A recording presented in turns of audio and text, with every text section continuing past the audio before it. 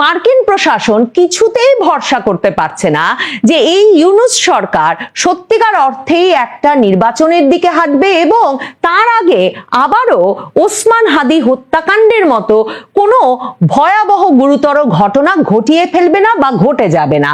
কারণ মার্কিন যুক্তরাষ্ট্র দেখছে যে একেবারে যখন এই দেশ নির্বাচনের দিকে হাঁটছে এবং অন্তর্বর্তী সরকারের কি ধরনের কেনাকাটা করা উচিত সে বিষয়ে, মানে চীনের কাছ থেকে কেনাকাটা করা উচিত না এবং চীনের সঙ্গে সামরিক সখ্যতা বাড়ানো উচিত না, সেসব বিষয়ে মার্কিন প্রশাসন, ট্রাম্প প্রশাসনের উদ্বেগ সত্ত্বেও মার্কিন প্রশাসন দেখছে অন্তর্বর্তীকালীন সরকার দুহাত খুলে পাকিস্তান থেকে, চীন থেকে যুদ্ধ বিমানের পর যুদ্ধ বিমান কিনছে। বাংলাদেশের জাতীয় নিরাপত্তা উপদেষ্টা খলিলুর রহমান বুধবার দিন ওয়াশিংটন গেছেন।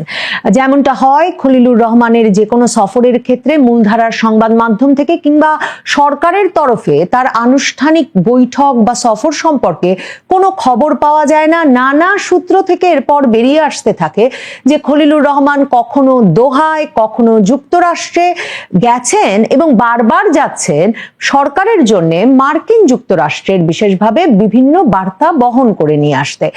খলিলুর রহমান এ দফায় ওয়াশিংটন যাবার পর এখন দেখা যাচ্ছে যে তিনি পৌঁছে যাওয়ার পর মূলধারার সংবাদ মাধ্যমগুলো দূতাবাস সূত্রেই খবর জেনে সে খবর প্রকাশ করবার সাহস করছে। স্পষ্টতই বোঝা যাচ্ছে যে তাকে যে ওয়াশিংটনে বাংলাদেশের আসন্ন নির্বাচন সম্পর্কে আলোচনার জন্য ডেকে নিয়ে যাওয়া হয়েছে মার্কিন যুক্তরাষ্ট্র সরকারের তরফে, সেটা জানান দেওয়ারও চাপ আছে ডক্টর ইউনূস সরকারের ওপরে এবং সে কারণেই জানা যাচ্ছে যে এ দফায় নির্বাচন বিষয়ে আলোচনা হবে মার্কিন যুক্তরাষ্ট্রের কর্মকর্তাদের সঙ্গে, আলোচনা হবে বাংলাদেশ এবং যুক্তরাষ্ট্রের বাণিজ্য বিষয়েও, বাণিজ্য শুল্কের বিষয়টি মাথায় রেখে, এবং ওয়াশিংটন বাংলাদেশ দূতাবাস সূত্রে জানিয়ে দেওয়া হচ্ছে যে নিরাপত্তা উপদেষ্টার যে খসড়া সূচি আছে তাতে তার আলাপ করবার কথা আছে মার্কিন পররাষ্ট্র দপ্তরের রাজনীতি বিষয়ক আন্ডার সেক্রেটারি অ্যালিসন হুকারের সঙ্গে, আলোচনা করবার কথা আছে দক্ষিণ ও মধ্য এশিয়া বিষয়ক সহকারী মার্কিন পররাষ্ট্রমন্ত্রী পল কাপুর এবং দিল্লিতে মার্কিন রাষ্ট্রদূত ও দক্ষিণ ও মধ্য এশিয়া বিষয়ক যুক্তরাষ্ট্রের বিশেষ দূত সার্জিও গোরের সঙ্গে। স্পষ্টত বোঝা যাচ্ছে মার্কিন প্রশাসন বাংলাদেশের নির্বাচনটিকে নিয়ে উদ্বিগ্ন। তারা গুরুত্বের সঙ্গে বাংলাদেশের নির্বাচনটিকে নিয়ে তাদের যে বার্তা সেটা ইউনূস সরকারকে পৌঁছে দেওয়া প্রয়োজন মনে করছে এবং সবচেয়ে গুরুত্বপূর্ণ এই সফরটির সেটি হচ্ছে ট্রাম্প প্রশাসন মার্কিন প্রশাসনে বদল এনে এই অঞ্চলে তার বিশ্বস্ত যে ব্যক্তিবর্গকে বসিয়েছেন, একেবারে সার্জিও গোর, পল কাপুরের মতো ব্যক্তি, অ্যালিসন হুকারের মতো ব্যক্তি, সেই প্রত্যেকজনের সঙ্গে এ দফায় সাক্ষাৎ হবে খলিলুর রহমানের। দেখেন সার্জিও গোর দিল্লিতে মার্কিন যুক্তরাষ্ট্রের রাষ্ট্রদূত নিয়োজিত হয়েছেন এবং তাকেই এ দফায় নিয়োগ দেওয়া হয়েছে দক্ষিণ ও মধ্য এশিয়া বিষয়ক যুক্তরাষ্ট্রের বিশেষ দূত হিসেবে। সার্জিও গোরকে নভেম্বরে যখন শপথ গ্রহণ করানো হয় তখন প্রেসিডেন্ট ট্রাম্প ওভাল অফিসে স্পষ্টত তাকে বলেন যে বন্ধু মোদির পরামর্শ অনুসারে এবং তার সঙ্গে সুসম্পর্ক রেখে চলাই হবে সার্জিও গোরের মূল উদ্দেশ্য। কারণ একদিকে যেমন এই ইন্দো প্রশান্ত মহাসাগরীয় অঞ্চলে ট্রাম্প প্রশাসন মনে করে ভারত সরকার বা ভারত তাদের নিরাপত্তার ক্ষেত্রে প্রধান মিত্র চীনকে একরকমের নিয়ন্ত্রণে রাখার ক্ষেত্রে, চীনের প্রভাব মুক্ত রাখবার ক্ষেত্রে এই অঞ্চলে ভারত তার প্রধান মিত্র। তার চেয়েও যে বড় বার্তাটা প্রেসিডেন্ট ট্রাম্প কোনো রাগঢাক না রেখে সার্জিও গোরকে দিয়েছেন সেটা হচ্ছে ভারতে যে বিশাল মধ্যবিত্ত আছে তাতে ভারতে মার্কিন যুক্তরাষ্ট্রের পণ্য বিক্রি আরো বাড়াতে হবে এবং সেই লক্ষ্যটা মাথায় রেখে যাতে সার্জিও গোর সেখানে কাজ করে। দেখেন ভারতের সঙ্গে মার্কিন যুক্তরাষ্ট্রের যে সম্পর্কের ওঠানামা দেখা যাচ্ছে, মানে এই সম্পর্কটা ভালো হয়, এই সম্পর্কটা ভীষণ খারাপ হয়ে যায়। ট্রাম্প যাকে মাই ফ্রেন্ড মোদি বলেন, সেই মোদির সঙ্গে ট্রাম্প প্রশাসনের, তার প্রধান কারণ কিন্তু এটাই যে ট্রাম্প কিছুতেই সহ্য করতে পারছেন না যে ভারত কেন রাশিয়া থেকে তেল কিনবে বা অন্য কোনো দেশের সঙ্গে বাণিজ্য বাড়াবে, বিশেষ করে রাশিয়ার মতো দেশের সঙ্গে, যখন ভারত সেই ব্যবসাটা মার্কিন যুক্তরাষ্ট্রকে দিতে পারে। কাজেই ট্রাম্প প্রশাসনের সঙ্গে যাবতীয় মার্কিন প্রশাসনের প্রধান পার্থক্যটা হচ্ছে ট্রাম্প প্রশাসন সব বাণিজ্যের লেন্সে দেখেন। এই ইউনূস সরকার যেই মার্কিন প্রশাসনের এক রকমের উৎসাহে, সমর্থনে এবং পরিকল্পনায় বাংলাদেশে প্রতিষ্ঠিত হয়েছেন, মানে বাইডেন সরকার, সেই সরকারগুলো মানে এ যাবৎকালের মার্কিন প্রশাসনের প্রধান একটা লক্ষ্য থাকতো রেজিম চেঞ্জের মাধ্যমে, মানে তারা যাদেরকে মার্কিন বিরোধী সরকার হিসেবে চিহ্নিত করত, শেখ হাসিনা স্পষ্টতই তাদের কাছে মার্কিন যুক্তরাষ্ট্রের স্বার্থ বিরোধী সরকার হিসেবে চিহ্নিত হয়ে এসেছে। ক্রমাগতভাবে মার্কিন যুক্তরাষ্ট্রের সঙ্গে আওয়ামী লীগ সরকারের সম্পর্কটা খারাপ হতে থাকায় সেই অবস্থায় তারা বরাবর মার্কিন স্বার্থ বিরোধী সরকার সরিয়ে মার্কিন স্বার্থ দেখবে এমন সরকার বসাতে চায়। এবং সেক্ষেত্রে মার্কিন যুক্তরাষ্ট্রের সরকারগুলো, বিশেষ করে অনেকেই বলেন ডেমোক্র্যাট সরকারগুলো, এমনকি সেক্ষেত্রে ওই সরকারের পতনের পর যদি উগ্রবাদের বিকাশ হয়, ইসলামী চরমপন্থার বিকাশ হয়, সেসব সরকারকেও মার্কিন সরকার বরাবর আশকারা দিয়ে এসেছে। ট্রাম্প প্রশাসন এ দফায় ক্ষমতায় এসেই ঘোষণা দিয়েছে যে তারা কিছুতেই এসব গণতন্ত্র আনতে বা রেজিম চেঞ্জ করতে উৎসাহ দেবে না। আর তার চেয়ে সবচেয়ে বড় যে কাজটা তারা ঠেকাবে সেটা হচ্ছে তারা ঠেকাবে ইসলামী উগ্রবাদের বিকাশে। সার্জিও গোর মানে আবারও মনে করিয়ে দেই, নয়াদিল্লিতে যে নতুন মার্কিন রাষ্ট্রদূত, যাকে দায়িত্ব দেওয়া হয়েছে দক্ষিণ ও মধ্য এশিয়ার যুক্তরাষ্ট্রের বিশেষ দূত হিসেবে, তিনি কিন্তু 22শে ডিসেম্বর মানে ওসমান হাদির মৃত্যুর পর প্রতিক্রিয়ায় যে ভয়াবহ সব ঘটনা ঘটলো, ডেইলি স্টার, প্রথম আলো, ছায়ানট ভাঙচুর, দীপু দাস হত্যা, এই সব ঘটনার পর সরাসরি ডক্টর ইউনূসকে ফোন করেছিলেন এবং সেই খবরটা প্রধান উপদেষ্টার দফতর থেকেই তখন কিন্তু জানানো হয়েছিল যে প্রধান উপদেষ্টা সার্জিও গোরকে এই বলে আশ্বস্ত করেছেন যে নির্বাচনটা তারা যথাসময়ে অনুষ্ঠিত করবেনই। কিন্তু কিছুতেই যে মার্কিন প্রশাসন সে ব্যাপারে আস্থা রাখতে পারছে না। এমনকি ওসমান হাদির ঘটনার পর খালেদা জিয়ার গুরুতর অসুস্থতার মধ্যে যুক্তরাষ্ট্র খুবই দ্রুততার সাথে তারেক রহমানকে দেশে ফিরিয়ে আনার ক্ষেত্রে তাদের সমর্থন দিয়ে তাকে দেশে ফিরিয়ে আনলেও তারা যে ভরসা রাখতে পারছে না যে ডক্টর ইউনূস সরকার সত্যি একটা নির্বাচনের দিকে হাঁটছে, তার একটা কারণ সার্জিও গোর দিল্লির মার্কিন রাষ্ট্রদূত হিসেবে শপথ নেওয়ার পরপরই কিন্তু তারই পরামর্শে বা ভারতের সঙ্গে তাদের আলোচনার প্রেক্ষিতে নভেম্বরে ভারতের নিরাপত্তা উপদেষ্টা অজিত দোভাল এই খলিলুর রহমানকে ভারতে ডেকে নিয়ে গিয়েছিলেন এবং তখনও এ খবর খুবই গুরুত্বপূর্ণ সূত্রে জানা গিয়েছিল যে সেই সভায় মানে দুই নিরাপত্তা উপদেষ্টার মধ্যকার সভায় সার্জিও গোর কিংবা সার্জিও গোরের ঘনিষ্ঠ দূতেরা উপস্থিত ছিলেন এবং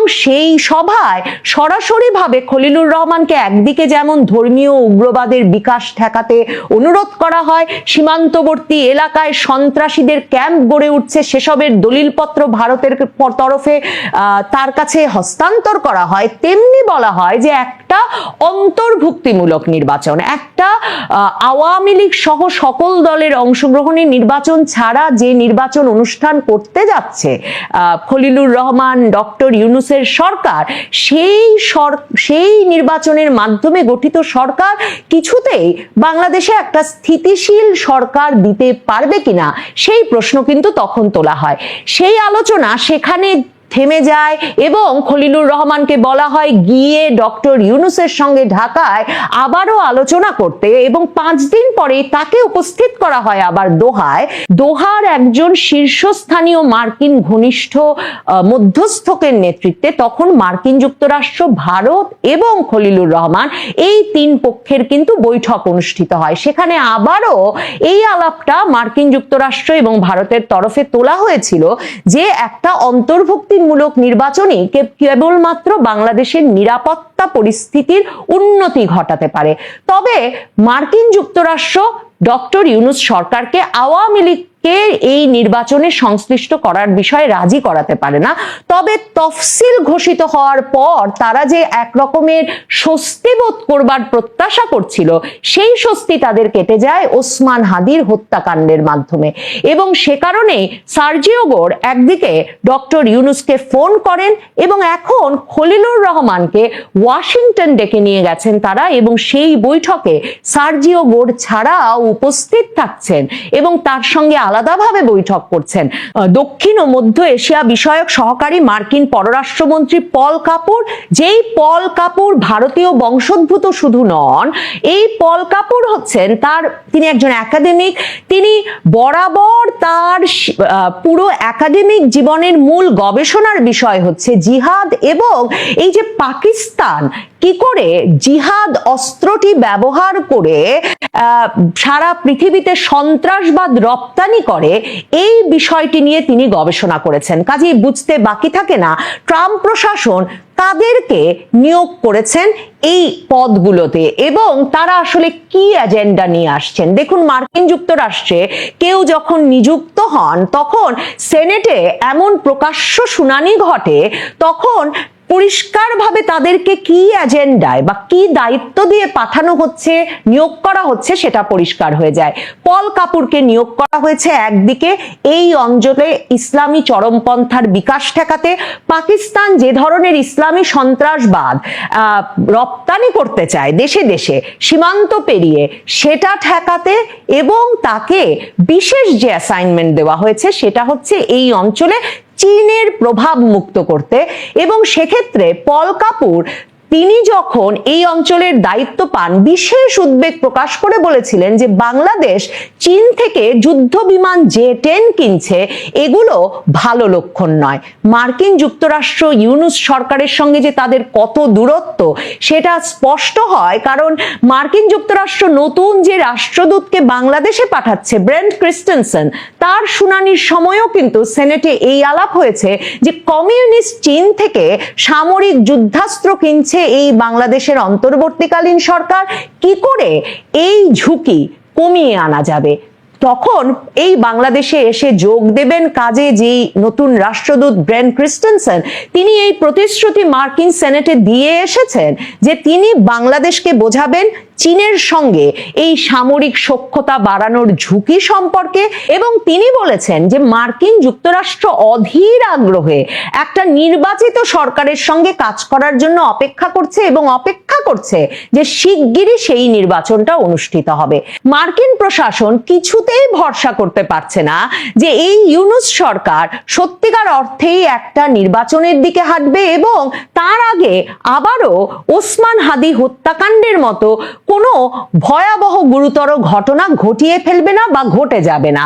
কারণ মার্কিন যুক্তরাষ্ট্র দেখছে যে একেবারে যখন এই দেশ নির্বাচনের দিকে হাঁটছে এবং অন্তর্বর্তী সরকারের কি ধরনের কেনাকাটা করা উচিত সে বিষয়ে, মানে চীনের কাছ থেকে কেনাকাটা করা উচিত না এবং চীনের সঙ্গে সামরিক সখ্যতা বাড়ানো উচিত না, সেসব বিষয়ে মার্কিন প্রশাসন, ট্রাম্প প্রশাসনের উদ্বেগ সত্ত্বেও মার্কিন প্রশাসন দেখছে অন্তর্বর্তীকালীন সরকার দুহাত খুলে পাকিস্তান থেকে, চীন থেকে তো যুদ্ধ বিমানের পর যুদ্ধ বিমান কিনছে, তারা দেখছে জে-10 চীন থেকে কিনবার ঘোষণার পর এই সপ্তাহে বাংলাদেশ বিমান বাহিনীর প্রধান পাকিস্তানে গিয়ে ঘোষণা দিয়ে এসেছেন পাকিস্তান চীনের যৌথ কারিগরি সহায়তায় JF-17 যুদ্ধ বিমান কিনতে যাচ্ছে বাংলাদেশ সরকার। কাজেই ট্রাম্প প্রশাসন ইউনূস সরকারকে বিশ্বাস করতে পারে না।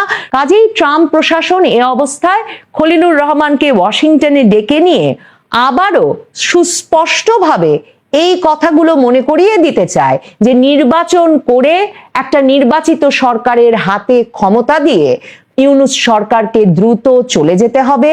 সেই সরকারটি কিছুতেই একটা ইসলামিক খিলাফত বা ইসলামী চরমপন্থার দিকে বাংলাদেশকে নিয়ে যেতে পারবে না, সেটা নিশ্চিত করতে হবে। আর মার্কিন যুক্তরাষ্ট্র বলছে, এখনো বলছে যে অন্তর্ভুক্তিমূলক আওয়ামী লীগ সহ নির্বাচন না হলে অন্য কোনো দল, বিএনপি যদি ক্ষমতায় আসে তাহলেও ইসলামী চরমপন্থার বিকাশ ঠেকানোর মতো শক্তিশালী অবস্থানে ওই দলটি থাকবে কিনা সেই বিষয়টিও ইউনূস সরকার যাতে ভেবে দেখে। বাংলাদেশের নিরাপত্তা উপদেষ্টা ডক্টর খলিলুর রহমান ভিনদেশী নাগরিক, এই বাংলাদেশের বাংলার জাতীয় নিরাপত্তার দায়িত্ব পালন করেন অন্য দেশের একজন। জন্মসূত্রে ডক্টর খলিল বাংলাদেশি হলেও, ঢাকার স্থায়ী বাসিন্দা হলেও তিনি বাংলাদেশের ভোটার না। বাংলাদেশের নাগরিকত্ব ছুঁড়ে ফেলে দিয়েছেন অনেক আগে তার নিজের ব্যক্তিগত পারিবারিক জীবনের জন্য। এবং সেই ভিনদেশি মানুষ, ভিনদেশি এজেন্ট, ভিনদেশকে ওন করা লোক আমাদের জাতীয় নিরাপত্তা দেখছেন। সেই মানুষ হঠাৎ করে উড়ে গিয়েছেন ওয়াশিংটনে। প্রায়ই যান, তার উৎপত্তি সেই ওয়াশিংটন থেকে, এবং ওয়াশিংটন অনেকটা তাদের ডাল ভাতের মতন, সেখানেই যাওয়া আসা করেন। আবার গেছেন, কেন গেছেন?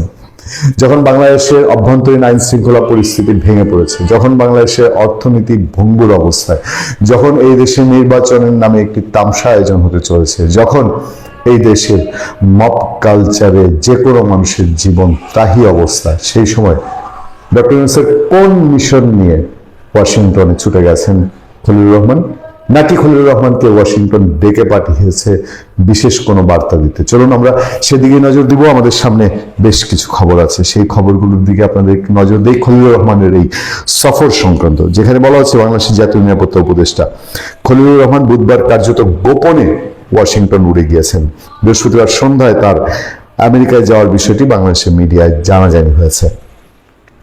বাংলাদেশের জাতীয় নিরাপত্তা উপদেষ্টা খলিলুর রহমান বুধবার কার্যত গোপনে গিয়েছেন, জানাজানি হয়েছে। বলা হয়েছে, একাধিক সূত্র থেকে জানা গেছে, আসন্ন জাতীয় সংসদ নির্বাচন এবং আঞ্চলিক নিরাপত্তা সংক্রান্ত কয়েকটি বিষয় আলোচনার জন্য খলিলুর রহমানকে তলব করেছে মার্কিন কর্তৃপক্ষ।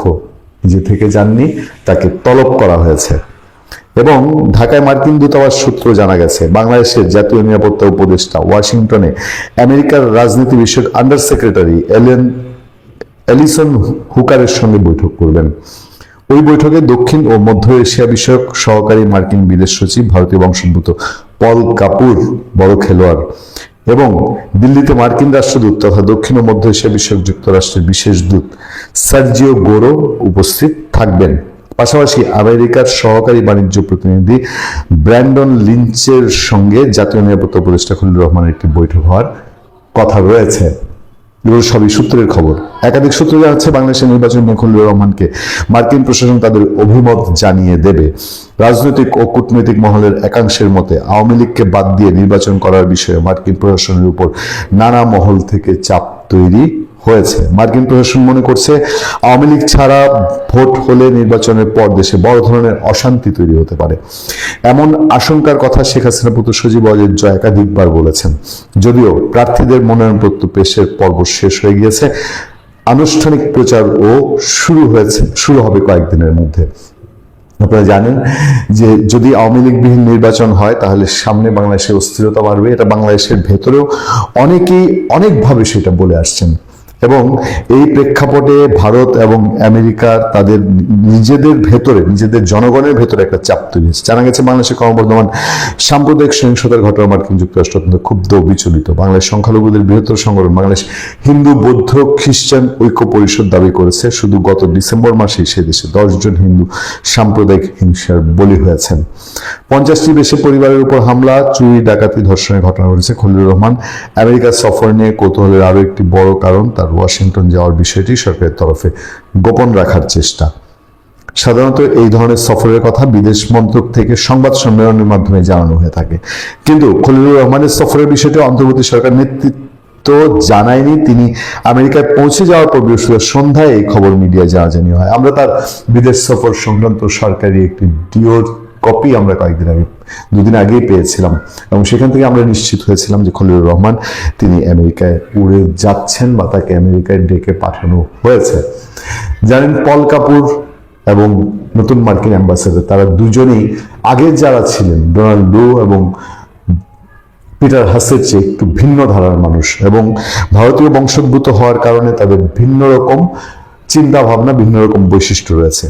এদিকে বাংলাদেশের পত্রপত্রিকা আরো যে খবর আছে সেটা হচ্ছে, যুক্তরাষ্ট্র সফরে গেছেন জাতীয় নিরাপত্তা উপদেষ্টা খলিলুর রহমান স্থানীয় সময় বুধবার বৃহস্পতিবার, এটা বলা হয়েছে। এছাড়া তিনি সহকারী, সেখানে হচ্ছে ওয়াশিংটন ডিসিতে মার্কিন বাণিজ্য প্রতিনিধি অ্যাম্বাসেডর জেমিসন গ্রিয়ারের সঙ্গে সাক্ষাৎ করেছেন তিনি। এছাড়া তিনি সহকারী ইউএসটিআর ব্র্যান্ডন লিঞ্চের সঙ্গেও বৈঠক পৃথক বৈঠক করবেন। ওয়াশিংটনে বাংলাদেশ দূতাবাসের প্রেস মিনিস্টার গোলাম মর্তুজা জানিয়েছেন, তিনি জানান অ্যাম্বাসেডর গ্রিয়ারের সঙ্গে বৈঠককালে ডক্টর খলিলুর রহমান বাংলাদেশ ও যুক্তরাষ্ট্রের মধ্যে বাণিজ্য ব্যবধান কমানোর ক্ষেত্রে, আপনারা জানেন যে ইতিমধ্যে এই বাণিজ্য নিয়ে বাংলাদেশ আবার নতুন সিদ্ধান্ত নিয়েছে, যুক্তরাষ্ট্রের কাছে আবারও আবেদন করবে, সেগুলো নিয়ে চিত্র তুলে ধরে তিনি বলেন, পারস্পরিক বাণিজ্য চুক্তিটি আনুষ্ঠানিকভাবে কার্যকর হওয়ার আগে বাংলাদেশ যুক্তরাষ্ট্র থেকে আমদানি উল্লেখযোগ্যভাবে বৃদ্ধি করার মাধ্যমে বাণিজ্য ঘাটতি কমানোর ক্ষেত্রে বড় ধরনের সাফল্য অর্জন করছে এবং চুক্তির কিছু গুরুত্বপূর্ণ দিক ইতিমধ্যে বাস্তবায়ন করেছে। এই পরিপ্রেক্ষিতে ডক্টর খলিলুর রহমান বর্তমান 20% পারস্পরিক শুল্ক কমানোর জন্য ইউএসটিআর এর কাছে প্রস্তাব দেন। অ্যাম্বাসেডর গিয়ার এই প্রস্তাবটি ইতিবাচকভাবে বিবেচনার আশ্বাস দেন। আমেরিকা থেকে এটা বিবেচনার আশ্বাস দেওয়া হয়েছে, অর্থাৎ উভয় পক্ষ পারস্পরিক শুল্ক চুক্তিটি দ্রুত চূড়ান্ত কার্যকর করার লক্ষ্যে অমীমাংসিত বিষয়গুলো দ্রুত সমাধানের বিষয়ে একমত পোষণ করেন। খলিলুর রহমান উল্লেখ করেন, দুই দেশের মধ্যে বাণিজ্য বৃদ্ধির ফলে আগামী দিনগুলোতে বাংলাদেশ ও যুক্তরাষ্ট্রের ব্যবসায়ীদের মধ্যে যোগাযোগ বৃদ্ধি পাবে এবং এইসব ক্ষেত্রে বাংলাদেশের পত্রপত্রিকায় নির্বাচন বা আওয়ামী লীগ এই ইস্যুটিকে এড়িয়ে যাওয়া হয়েছে। তবে খলিলুর রহমান এই সফর নির্বাচন সামনে রেখে দেখেন, আর 2 মাস পরে এই সরকারের মেয়াদ শেষ হয়ে যাওয়ার কথা এবং এটি কোনো ধারাবাহিক সরকার নয়, এটি কোনো নির্বাচিত সরকার নয়। ফলে এই সময় বাণিজ্য চুক্তি, বাণিজ্য ডিলটা জরুরি নাকি অন্য কোনো কিছুর জন্য খলিলুর রহমানের মার্কিন যুক্তরাষ্ট্র সফর জরুরি? ভালো থাকবেন, সুস্থ থাকবেন। আপনার সাথে আমি আতিক রহমান, পূর্ণিয়া।